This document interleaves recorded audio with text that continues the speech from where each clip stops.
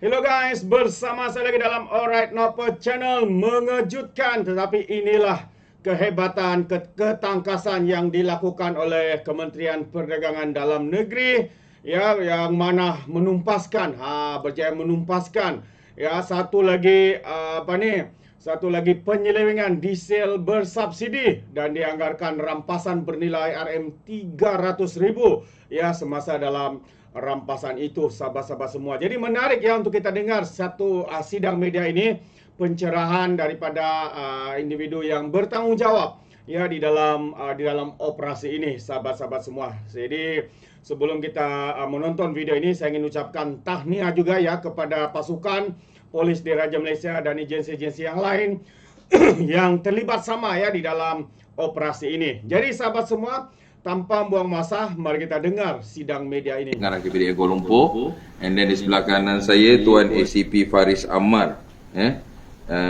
Tuan ACP Faris Amar Abdullah, Ketua Penolong Pengarah Bahagian Risik Siasat Operasi Jabatan KDNKA Polis Diraja Malaysia, dan sebelah kanan juga Tuan Azrul daripada Jabatan KDNKA. Sebelah kiri saya Puan Nurul Syarina, Timbalan Pengarah saya, Timbalan Pengarah KPDN Kuala Lumpur, dan juga IO bagi kes ini Tuan Ranzi Syadan, ya. Jadi hari ini kita panggil adalah untuk memaklumkan operasi membentras penyelewengan diesel bersubsidi melalui Optiris 3.0 oleh KPDN Kuala Lumpur, di mana kali ini kita terima kes serahan daripada Jabatan Keselamatan Dalam Negeri dan Ketenteraman PDRM di bawah Tuan ACP Faris Amar, di mana hari ini kita terima kes daripada dia, serahan kes berkaitan penyelewengan diesel bersubsidi. Jadi kes ini sebenarnya diambil oleh pihak polis, jadi serbuan dilakukan oleh pihak polis, dilakukan oleh 10 orang pegawai dan anggota PDRM Bukit Aman pada 10 Januari, di sebuah premis di Penjahit Stor Haram yang beralamat di Chow Sao Lin, Kuala Lumpur, Sungai Besi. Operasi ini dinamakan Optiris 3.0 dan fokus utama adalah bagi membentras aktiviti penyelewengan diesel bersubsidi dengan kerjasama pelbagai agensi penguasaan undang-undang. Jadi sebelum tu saya cerita sikit pasal Optiris ni. Kita nak pastikan bahawa barang bersubsidi ni, dalam kes ini adalah diesel, dapat sampai kepada pihak yang layak menerimanya. Jadi Task Force Optiris ini telah ditubuhkan pada 1 Mac 2023 dengan pelbagai agensi, di mana urustianya di KPDN, Ibu Pejabat, di mana kita dapat kerjasama daripada agensi penguasaan yang terdiri daripada PDRM, Polis Diraja Malaysia, Pasukan Gerakan Am PGA, Pasukan Polis Merin, Jabatan Pengangkutan Jalan, Agensi Penguasaan Maritim dan banyak lagi. Jadi Optiris ini, sebelum tu saya nak maklumkan, Task Force ini ditubuhkan hasil daripada pembentangan Belanjawan 2023 oleh Yang Amat Berhormat Perdana Menteri berhubung ketirisan subsidi diesel dengan anggaran hampir 10 bilion ringgit, telah diselewengkan untuk tahun 2022 sahaja. Jadi 2023 ditubuhkan Optiris ni punya Task Force Optiris. Jadi anggota dia salah satu adalah PDRM. Kalau kita boleh kata the main component of Task Force Optiris ini adalah PDRM lah.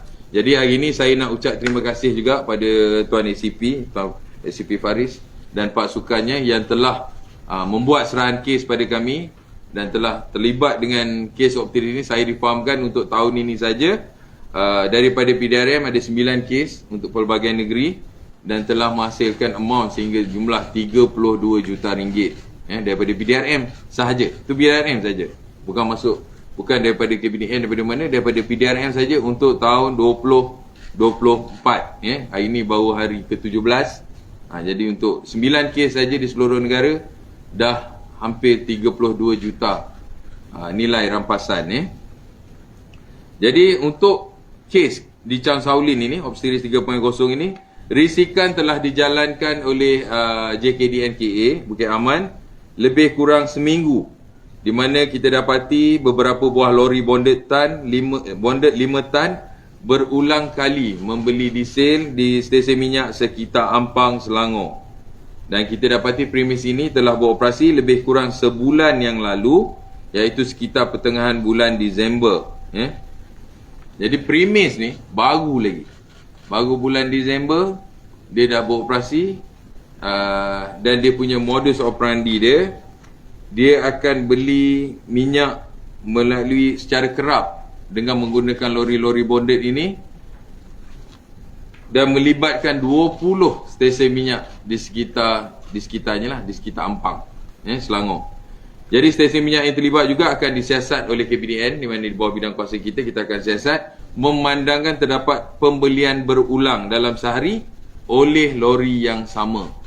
Logiknya kalau satu lori katalah beli minyak sampai 250, takkanlah 250 tu sejam dah habis, kan?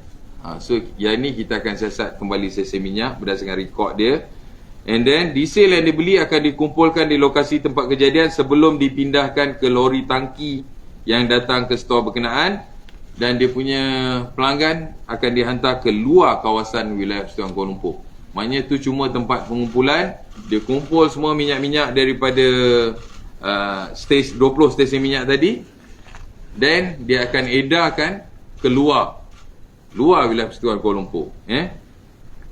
Jadi hasil sebuah berkenaan, sepasukan pegawai dan anggota pengurusan Kabinet Kuala Lumpur telah pergi ke stor berkenaan dan menerima serang kes dari PDRM, dan hasil semakan awal mendapati premis berkenaan tak ada lesen, tidak memiliki sebarang lesen atau permit untuk berurusan dengan barang diesel. Jadi sekiranya ada persoalan kenapa KPDN tak memantau premis ini, premis ini tidak mempunyai sebarang lesen atau permit yang membolehkan mereka menguruskan barang kawalan iaitu diesel. Jadi kita telah sita 4 buah motor lori jenis bonded 5 tan, 2 buah skid tank kapasiti 20,000 liter setiap satu, 40 unit IBC tank, 5 unit pump penyedut berserta hos, 44,000 liter cecair yang kita syaki diesel. Jadi jumlah rampasan untuk 44,000 liter diesel ini dianggarkan bernilai RM94,600, dan nilai keseluruhan barangan rampasan termasuk cecair diesel dianggarkan RM300,000. Dari segi penahanan, sebanyak 5 orang warga negara tempatan telah ditahan bagi tujuan siasatan. 4 daripadanya adalah pemandu lori dan seorang merupakan pekerja di stor tersebut. Yang ni kita ambil di bawah kes Akta Bekalan 1961 dan Peraturan Kawalan Bekalan 1974 kerana menjalankan urus niaga barang kawalan tanpa memiliki lesen yang sah, dan juga disyaki menyimpan barang kawalan yang di tempat yang tidak dilesenkan. Dan kita syaki ini dilakukan secara sindiket lah, sebab volume dia adalah satu volume yang besar, dan dengan premis yang baru saja dibuka, dia punya modus operandi tu orang kata dah nampak expert, dah nampak mahir dah sangat. Tapi nasib dia tak baik lah, polis Bukit Aman lagi cakap dapat detect awal. Okey, di kesempatan ini saya sekali lagi mewakili KPDN Kuala Lumpur merakamkan ucapan penghargaan dan terima kasih kepada Polis Diraja Malaysia dan juga semua agensi-agensi yang lain yang banyak membantu kami dalam aktiviti penguasaan undang-undang di bawah portfolio KPDN, terutamanya Obsteris. 10 billion is a big amount kalau kita ikut 2022, and no wonder why our PM memang very serious about this sehingga tubuhkan task force Obsteris. Dan kita harap ini akan dapat membentras aktiviti penyelewengan barang kawalan subsidi diesel dengan lebih efektif, dan kerjasama ini saya harap kerjasama dengan Tuan ACP dengan PDRM akan berterusan, dan seterusnya subsidi bahan api yang diberikan oleh pihak kerajaan sampai kepada golongan sasar. On our side, Kabinet Kuala Lumpur, kita telah buka sebanyak 10 kertas siasatan untuk 2023 melibatkan 15 tangkapan warga negara berdasarkan sumber risikan sendiri dan juga kerjasama dengan pihak PDRM. Nilai sitaan keseluruhan barang kawalan berjumlah 135,000 liter yang berjumlah RM290,000, manakala nilai rampasan keseluruhan dianggarkan berjumlah RM965,000 merangkumi kenderaan, peralatan dan barang kawalan.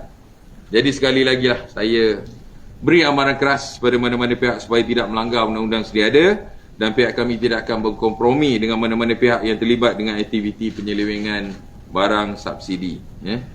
Kita faham yang perbezaan harga minyak diesel subsidi antara stesen minyak dengan minyak diesel industri hampir RM1 seliter, dan kita faham ini juga adalah faktor utama sindiket yang tidak bertanggungjawab mengambil kesempatan mengaut keuntungan demi kepentingan peribadi. Dari segi kesalahan, sekiranya dia adalah satu pertubuhan pembenaran, akan didenda tidak melebihi RM2 juta, dan bagi kesalahan kedua atau berikutnya didenda tidak melebihi RM5 juta. Okey, ada soalan boleh aju pada saya dan juga Tuan Amar. Yes. Ya, saya nak tanya. Dan itu yang dihantar dari kedua KL ni, kita tahu tak ke mana dan ke siapa? Bila kita buat tangkapan macam ni, kita akan tengok dia punya record. Kita akan for sure kita akan tengok dia punya phone, dia punya buku record. Mana ada orang tak ada record kan, mesti ada record lah, hantar ke mana-mana. Dan biasanya kalau sebelum-sebelum ni kes ni kita dapati dia dihantar ke Negeri Sembilan, ke Selangor, yang kita pastilah. Tahu tak siapa yang biasanya membeli atau user? Maksudnya membeli secara haram atau membeli secara sah? Secara Daripada inilah. Biasanya yang membeli ni adalah kilang-kilang yang kecil. Kilang-kilang kecil. Tak semestinya kilang haram. Kadang-kadang kilang tak haram pun dia beli juga. Sebab macam saya sebut tadi, perbezaan harga adalah sehingga RM1 seliter. So ada perbezaan harga kat situ. Ada juga kilang-kilang yang membeli, kilang-kilang yang sah, kilang yang bukan haram, membeli daripada sumber haram. Beli daripada sinilah. Dan biasanya juga digunakan untuk modus operandi ni, dia sindiket ni adalah untuk berapa negara ni atau dalam kira Selangor ni, dia sindiket yang sama atau sindiket yang berbeza? dia satu Malaysia dia. Satu Malaysia dia, tapi bukanlah orang yang sama. Dia ada beberapa sindiket lah. Beberapa sindiket yang banyak dia punya branch di negeri-negeri tu macam mana? Bukan, dia berapa sindiket. Dia macam ni, dia adalah satu sindiket. Another case is another syndicate. Tak. Setakat ni kita tak nampak lah. Kalau tahun lepas pun yang mana kita tangkap, tak ada nampak dia punya relate antara grup tu, tak ada lah. Tak ada setakat ni, tak ada. Daripada polis pun tak ada. So macam tadi tuan kata dia jual semula ke kilang-kilang kecil dengan Tak semesti kilang kecil kilang besar pun ada. kilang kecil yang besar lah. Kilang lah. Diorang membeli dengan berapa harga? Kalau biasa diorang jual berapa, yang sah berapa ringgit, yang dia dengan harga sindiket ni berapa? Dia akan bawa daripada harga industri. Maksudnya dia akan ada. Dia macam saya cakap, perbezaan harga is about RM1 kan. About RM1, mungkin dia dapat dalam kurang dapat 50 sen, macam tu 80 sen. Lebih murah lah daripada harga industri. Satu lagi yang you kena alert, bila you nak simpan minyak diesel ni, you kena ada permit daripada KPDN. You kena ada permit untuk menyimpan di sini. So kuota yang diorang simpan tu mungkin tidak mencukupi. Jadi dia terpaksa beli daripada sini. Kita mencukupi tak mencukupi ni, penilaian kita kena tengok juga keluasan dia berapa, production dia berapa, dan dari segi keselamatan. That's why kadang-kadang kuantiti tu mungkin tak mencukupi lah bagi kilang tersebut. Jadi dia beli dekat sini. Maknanya dia permit tu mungkin 10,000 liter tapi dia memerlukan lebih berarti macam tu. Maybe. Ya. Tapi kalau ikut biasanya penilaian permit kita akan mengikut keperluan dia lah. Tapi bila masa mengikut keperluan, kita kena tengok juga ruang penyimpanan dia. Keselamatan benda tu nak disimpan di situ. Kita ambil kira juga. Yang ni tak ada. Yang ni bukan kes seluduk luar negara. I think last year kita ada satu kes yang seluduk keluar negara. Tapi yang ni tak. Yang ni memang untuk pasaran tempatan luar Lembah Kelang.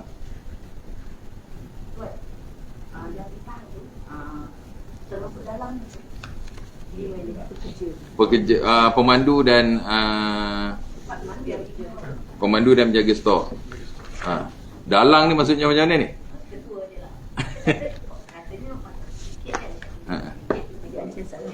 Kita akan siasat lepas ni lah. Tapi kalau masa tangkapan tu memang pemandu lori dan yang mana ada kat stor lah yang kita tangkap. Ya. Ini Tuan Amar boleh bagi tahu kot umur berapa? Secara detail tak ada. 35 sampai 60. 35 sampai 60. Paling tu 57. Penjaga store tu 50 second. Yang paling tua sekali 57. Paling tua, paling sini lah. Yang sebut tua, sensitif.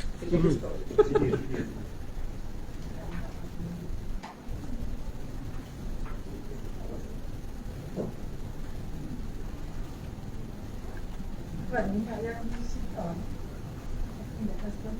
Kita telah tender, dijual. Dijual. Kita tak boleh simpan. Kami pun tak boleh simpan di store untuk minyak ni. Yang kenderaan tu kita simpan di kenderaan kita simpan di TBS. Patut tak boleh beritahu dah. Kenderaan kita simpan kat store kita lah. Kenderaan dan juga dia punya peralatan. Tapi minyak tu kita dah tender dan jual. Pada pelesen lah, yang ada lesen lah.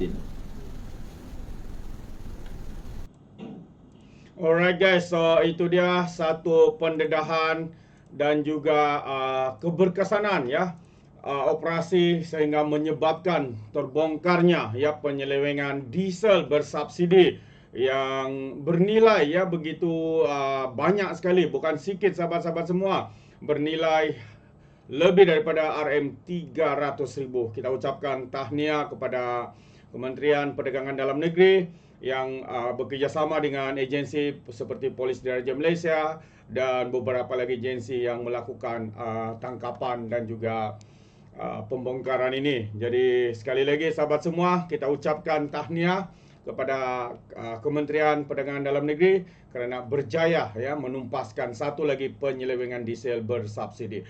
Jadi terima kasih sampai di sini saja. Sekiranya anda mau berikan sebarang komen, pandangan, anda boleh berikan dalam ruangan komen. Jadi ingat komen dengan cara berhemah. Jadi terima kasih. Sampai di sini saja, izinkan saya untuk mengundurkan diri dan seperti biasa, peribahasa mengatakan tak apapun kangkap 2 tahun keinginan. Dalam bahasa Melayunya, tepuk dada tanya selera. Sekian jadi daripada Orang Dapat Channel. Kita berjumpa lagi. Bye bye.